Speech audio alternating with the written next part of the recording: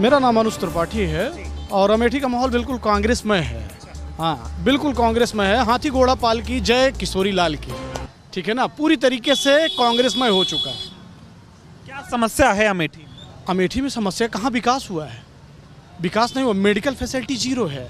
यहाँ पे trauma centre का रोल मुंशीगंज हॉस्पिटल करता था। अभी यहाँ पे कोई एक एक्सीडेंट हो जाए तो सीधे लोग भागते कहाँ थे? सीधे मुंशीगंज हॉस्पिटल। इनको मुंशीगंज ले चलो, मुंशीगंज ले चलो, मुंशीगंज ले चलो। ठीक, वहाँ पे अच्छा ट्रीटमेंट मिलता था। ठीक, उसको भी बंद कराया गया। उसके लाइसेंस की जांच कराई गई, पूरी जांच कराई गई। महीनों हॉस्पिटल डिस्टर्ब रहा। बताइए, एक भी मुंशीगंज से बेहतर हॉस्पिटल अगर कोई भी हो अमेठी में तो आप मुझे बता दीजिए। आप तो बाहर से आए हुए हैं, मैं समझ सकता हूँ, आप मीडिया वाले हो, लेकिन सच ये है कि यहाँ पे मेडिकल फैसिलिटी जीरो है। यहाँ कह रहे लोग जब से स्मृति ईरानी आई बहुत विकास किया है। पहले कुछ विकास नहीं था जब राहुल गांधी थे। स्मृति ईरानी ने अमेठी को नई पहचान दी। जी, 2019 के पहले हम लोग जो है ना पाषाण काल में जीते थे। हम लोग बिना कपड़ों के घूमते थे। हम लोग झिंगा लाला शिकार करके खाते थे। फिर उसके बाद 2019 में एक क्रांति आई। फिर हमने आग जलाई। फिर हमने मांस पकाना शुरू किया। फिर हमने जो है कच्चा खाना छोड़ दिया, हम पका के खाने लगे। सारा विकास तो 2019 से ही शुरू हुआ ना। उसके पहले हम लोग झिंगा लाला करते थे जंगल में। अमेठी में कुछ था नहीं। ऐसे कैसे नहीं था? यही सड़कें थी, यही विकास था, ITI थी, पूरा हब था, एम्स आ गया था। क्या नहीं था अमेठी में? क्या नहीं था अमेठी में? जो भी विकास था अमेठी में उसको भी इन्होंने बंद कराने का काम किया। क्या क्या कराया? क्या कराया है? हमको आप बताइए क्या कराया है। हम तो पूछ रहे हैं, मैं आम जनता पूछ रही क्या। स्मृति ईरानी आई हैं, अमेठी में घर बना लिया है, अमेठी की जनता के बीच में है, उन्हीं के लिए काम करती हैं 24 घंटे। खाली घर बनाने से लोगों का दर्द नहीं समझा जा सकता है, ये आप समझ लीजिए। पहले लोगों का दर्द समझिए, उनका दर्द साझा कीजिए। राहुल जी आते थे, सबका दर्द साझा करते थे। आज 40 साल से किशोरी लाल शर्मा जी अमेठी के लोगों के बीच में रहे हैं। 40 साल से किशोरी लाल शर्मा जी रहे हैं।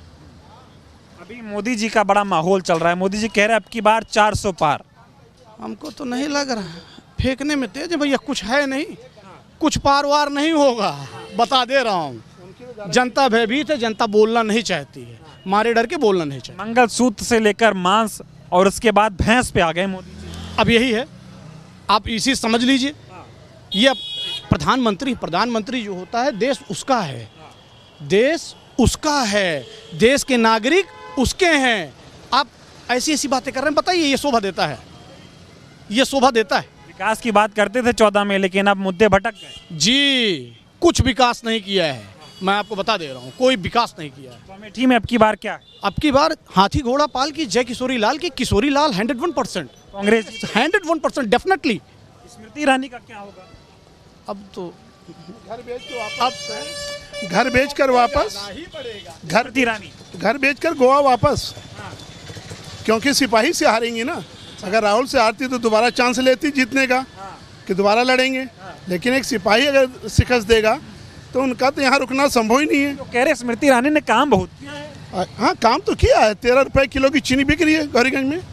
और क्या, सिलेंडर आज 350 रुपये का मिल रहा है। यही विकास है।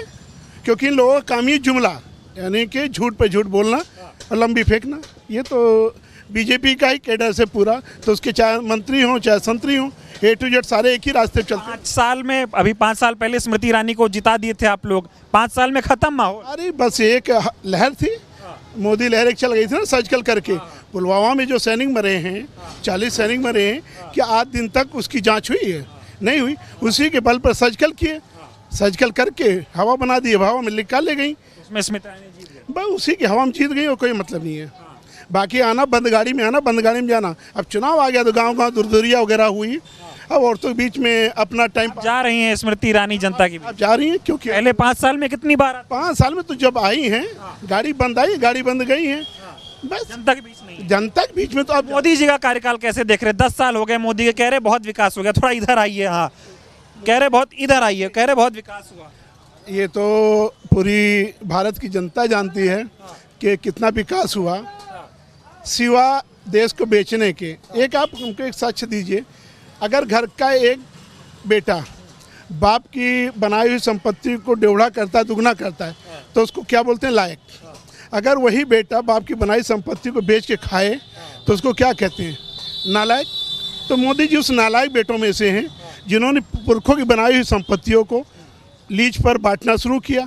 पहली बात एक चीज़ और हम ये बहुत अच्छा एक प्रश्न आपकी मीडिया के थ्रू रखना चाहते हैं पूरी देश की जनता को कि मोदी जी क्या वजह है पूरा का पूरा देश एक व्यक्ति के हाथ में सौंप रहे हैं, वो भी जो पहले बैंक का ऋणी है, बैंक का कर्जा ले रखा है, वो व्यक्ति कैसे पूरे देश को खरीद रहा है। देश में डंका बज रहा है दुनिया में भारत का डंका दुनिया में नहीं बज रहा है, डंका एक चीज़ का बज रहा है।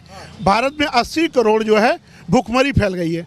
80 करोड़ को मोदी जी भीख दे रहे हैं, जो कहते हैं हमने 1 यूनिट पीछे 5 किलो राशन फ्री दिया। कांग्रेस के पीरियड में वही राशन 2.5 रुपये किलो मिलता था, चाहे गेहूँ चाहे चावल मिलता था।